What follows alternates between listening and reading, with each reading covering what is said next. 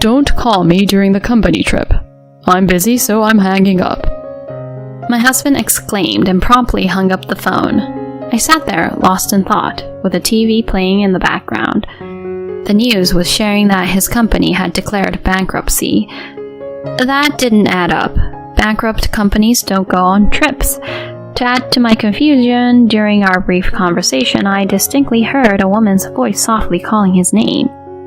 "I wonder who you're traveling with," I whispered to myself. What came next was a roller coaster of events. I'm Marie, a 30-year-old freelance graphic designer, mostly working from my cozy home.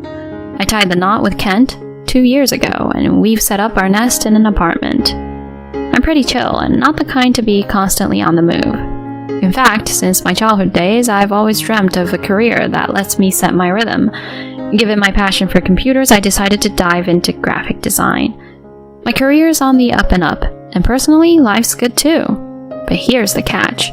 Things between Kent and me have hit a rough patch. Post-marriage, it came to light that he leans a bit towards the lazy side and can be self-centered, which has stirred the pot quite a few times. Back when I was more career-driven, romance wasn't on my radar. My folks never pushed the marriage agenda on me, and since my younger brothers happily married with kids, they felt content. I never bought into the whole marriage is the pinnacle of joy for women concept. There's so much more to life.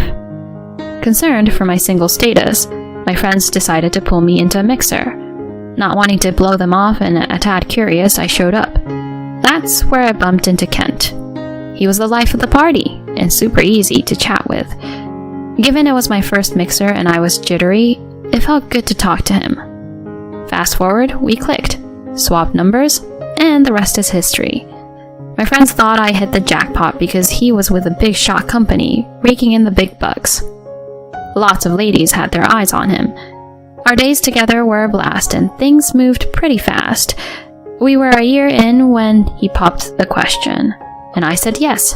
The honeymoon phase was dreamy, but then reality hit. Sure, he's with a prestigious firm, but he's not thrilled about it. He's all about making a quick buck and kicking back. I've lost count of how many times I've heard him rant. "The work's just too much. Networking, guiding the newbies, and oh, the endless socializing. I mean, the pay is great, but why did I get myself into this? At least I can splurge however I want."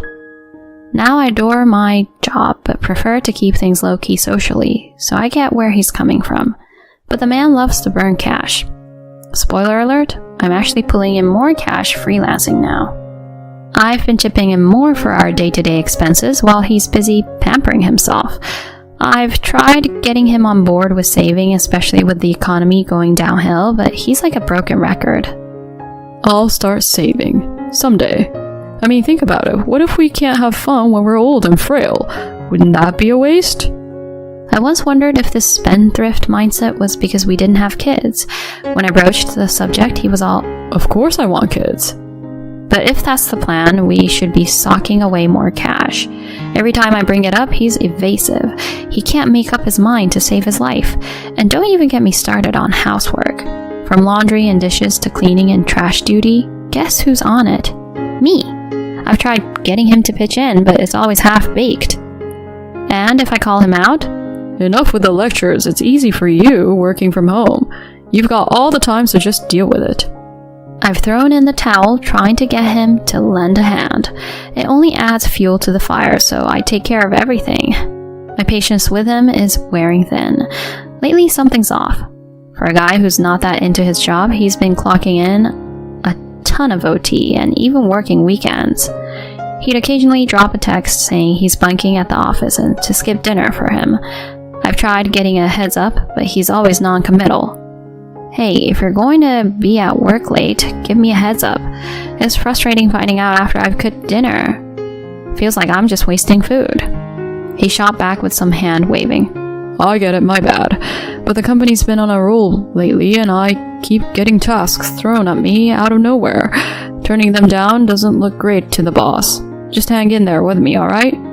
The company's doing better? Funny, I haven't noticed an uptick in your overtime or weekend pay. "Not everything shows up right away. You'll see the perks down the road. Trust me, with the way our company's going, bonuses are bound to get bigger. His explanation sounded somewhat plausible, but there was something off in his eyes. A quick online search of his company didn't turn up any news about a financial boost. There's something else going on with him. He typically steers clear of company parties and trips, saying he's not into the whole social scene. On the rare occasions he'd come back in a foul mood, but recently he's been hitting up more of these events. When I asked him about the change of heart, he just said he started to enjoy them. I'd be cool with him going out more if it weren't for the sly smile he's been sporting at these events. And get this, he's suddenly into dressing sharp. It used to be he'd wear anything as long as it was comfy. Now he's all about the pricey threads, saying it's not professional to dress all casual. Since when? Also, every time his phone rings lately, he makes a beeline for his room or the bathroom. If I mention he could just answer it there, he brushes it off, saying it's a big work call. How many big work calls can one guy have? I'm starting to think he's keeping something from me, and my suspicions would soon be confirmed in the worst way possible. One day, Kent was all jazzed up, talking about his week-long company trip. I found his excitement a bit odd, especially when I found out the trip was far enough to need a plane ride. A whole week? That's quite the getaway. When did your company start going all out on trips? He defended. Look, we're a big deal in our industry. Business has been booming, so they're treating us. Think of it as a chance to blow off some steam. I'm planning on making the most of it, so try not to blow up my phone, okay? His voice kind of ticked me off, like he was warning me to back off. It's not like I've ever given him a hard time about going away. Things used to be great between us, but lately he's been getting on my last nerve. As he got more and more excited about this trip, I felt more and more down. The day after he took off, I was just chilling with my morning coffee and the news when the anchor dropped a bombshell. Up next, major company XX just filed for bankruptcy. No way. This can't be happening. I had good reason to freak. The company going under was where Kent worked. The report went on about how they'd been in hot water financially for a bit, and one bad project sent them over the edge. I was floored. If that's true, then what's this whole trip Kent's on about? I tried to ring him, but no dice. A few hours later, one of his buddies from work stopped by. I knew the guy. He'd dropped Kent off a few times when he'd had one too many at those company parties. He looked pretty rattled when he asked. Is Kent there? We have an emergency meeting about the company going under, and I can't get a hold of Kent. He's gotta be home, right? Startled, I replied. Hold on, what do you mean he's home? He told me he's on a company trip. Company trip? There's no way we're affording that right now. Kent said he was taking time off because you weren't feeling well. It hit me that something was up, so I quickly turned on my phone's speaker and hit record. After a bunch of tries, I finally got my husband on the line. He snapped. Why are you blowing up my phone? Can't you take a hint after one missed call? Just listen, we need to talk. Seriously, where are you? What? I told you I'm on the company trip. I'm having a blast, so don't kill my vibe. Hold on, I'm busy, so I gotta go. We'll chat when I'm back. Before he hung up, though, I heard a woman's voice in the background calling his name. Not exactly the sound of a company trip. His buddy next to me looked as shell-shocked as I felt. He told me the only folks they couldn't get in touch with were Kent and one of the office admins. Turns out she took time off the same days as Kent, saying it was for personal stuff. Everything clicked. Holding my phone so tight, I thought it might crack. I couldn't even muster a reply to his concerned, "You good?" All I was thinking was how I'd make him regret this. A few days later, Kent rang me up, sounding pretty freaked out. Why is the place empty? Like, where's the fridge, the furniture, even the microwave? Where the heck are you? That's all my stuff. Most of the stuff in our place was stuff I bought. He had some stuff from back in his bachelor days, but it was old and always breaking down. Every time I said we should get new stuff, he'd be all, "It still works, no need to spend more." Eventually, I got tired of the junk and just bought new stuff myself. To his freak out, I shot back. Took you long enough to notice. Whatever I do with my stuff is up to me.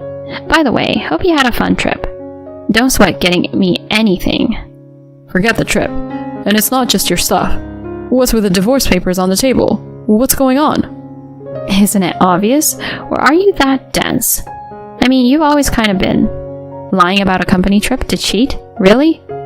He was caught off guard, then stammered out. What? How?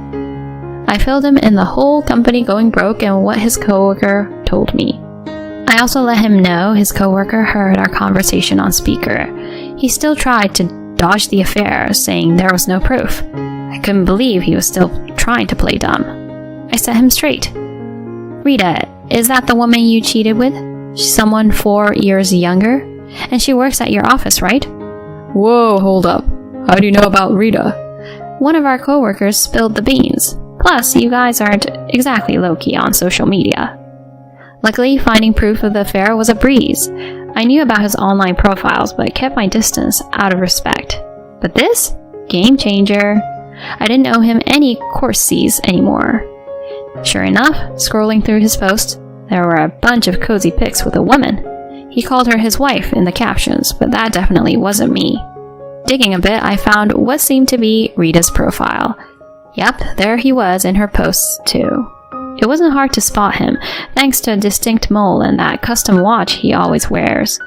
Funny enough, while he was playing house with her online, she labeled him as just another fling. And from the looks of it, she had a few guys on the side. He was just another notch on her belt. I told him we'd hash out the divorce details through lawyers. That's when it really hit him. Wait, I don't want a divorce, he blurted.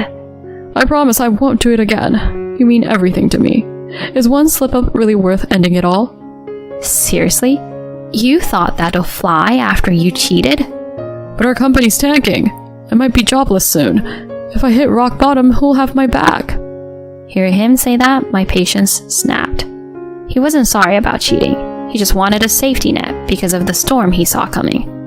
You've got to be kidding. Grow up. You're lazy, you cheat, and you lie nonstop. I don't need a deadbeat 40-year-old hanging around. Get ready for the divorce. And yeah, expect to pay up. He broke down, but I was done and hung up. We ended up getting divorced, and both he and Rita had to pay me a pretty penny. Now I'm living it up in my own place and loving every second. A couple of weeks after the dust settled, I bumped into one of Kent's old work buddies. Got a little update on the gossip train. Turns out the company, after some major changes, is still around but under a new name. But Kent and Rita, with their little secret out in the open, were among the first to get the boot. He's been hitting the job market hard, but it's tough out there and he's striking out left and right. Plus, with his family cutting ties, he's out in the cold. Someone said they saw him cleaning bathrooms at a train station.